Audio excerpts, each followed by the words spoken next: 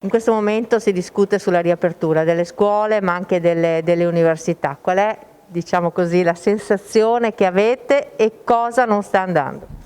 Beh, la sensazione generale è un po' di confusione.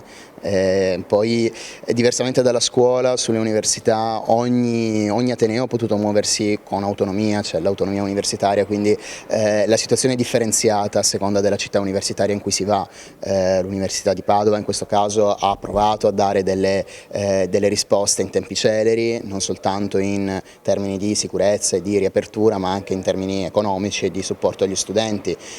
Dopodiché probabilmente non è ancora tutto, nel senso che tantissimi studenti non sanno di fatto ancora come saranno i propri insegnamenti, non sanno se effettivamente avrà senso prendere una casa in affitto a Padova, per esempio, se avrà senso farsi un abbonamento per venire da qualche posto, insomma, del Veneto particolarmente distante da Padova. Quindi gli studenti di fatto vivono ancora una situazione di incertezza, per quanto alcune risposte stiano arrivando, e devo dire su Padova anche fortunatamente rispetto ad altre città sono arrivate anche abbastanza tempestivamente. Serve, è necessario l'impegno della Regione, che non c'è mai stato. La Regione ha sempre scelto di ignorarci di fatto, perché anche se abbiamo fatto un tavolo per il diritto allo studio con l'assessora Donazzan durante l'emergenza Covid, abbiamo esposto tutte le nostre richieste, tutte le nostre esigenze, però non è arrivata nessun tipo di risposta, nessun sostegno da nessuna parte. E idem, lo stesso discorso può valere per il governo, che seppure ha fatto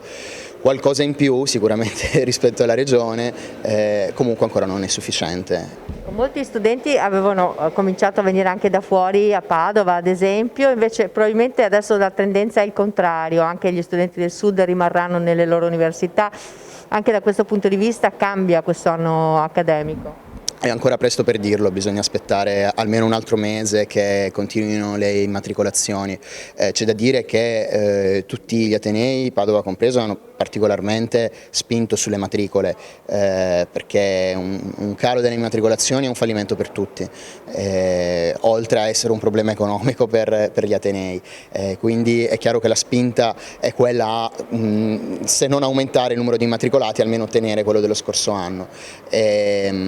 Però sì, di fatto è una situazione che potrebbe verificarsi. Gli studenti fuori sede potrebbero esserci meno studenti fuori sede, potrebbero esserci anche studenti che erano iscritti all'università ma che hanno fatto la rinuncia agli studi. Sono tantissimi fuori sede che durante l'emergenza avevano per esempio rinunciato all'affitto, avevano rescisso il contratto, quindi è plausibile che possa esserci un calo. Chiaramente l'auspicio è quello che non ci sia